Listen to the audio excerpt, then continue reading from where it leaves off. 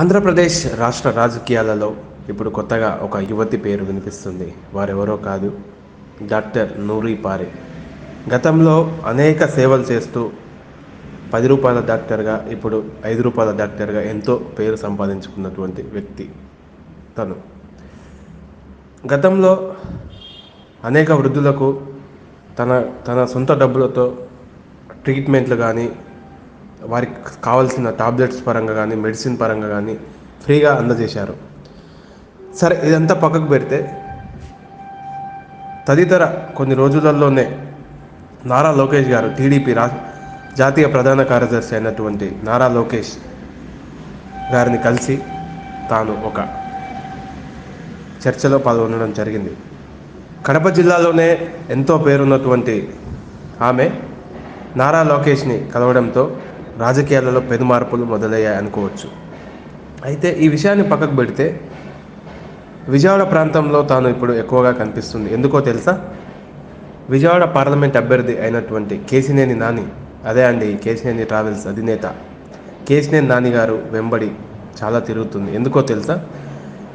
విజయవాడ ప్రాంతంలో వారధి పక్కన ఉన్నటువంటి రిటర్నింగ్ వాల్ ఏదైతే ఉందో తూర్పు విజయవాడలో ఓపెనింగ్కి వచ్చినప్పుడు డైరెక్ట్ జగన్మోహన్ రెడ్డి గారి సమక్షంలోనే ఆమె కండువా కప్పుకుంది. జగన్ను కలవడంతో ఇంకా రాజకీయాలలో డాక్టర్ నూరి పారి పేరు ఎక్కువగా వినిపిస్తుంది. అదేవిధంగా చూసుకుంటే జగనన్న కనెక్ట్స్ అనే ఒక సంస్థతో టైఅప్ అయ్యి తాను ఎంతో వీడియోలు చేస్తూ ఫేమ్ సంపాదించుకుంది. వైసీపీ ఏదైతే అధికారంలోకి ఇంతకుముందు వచ్చిందో అప్పటి నుంచి తాను వైసీపీ మీద అనేక రకాల వ్యతిరేక పోస్టులు పెడుతూ సడన్గా ఇప్పుడు వైసీపీలో చేరడంతో టీడీపీ మరియు ఇతర పార్టీ నేతలు వారిని ఎక్కువగా ట్రోల్స్ చేస్తున్నారు.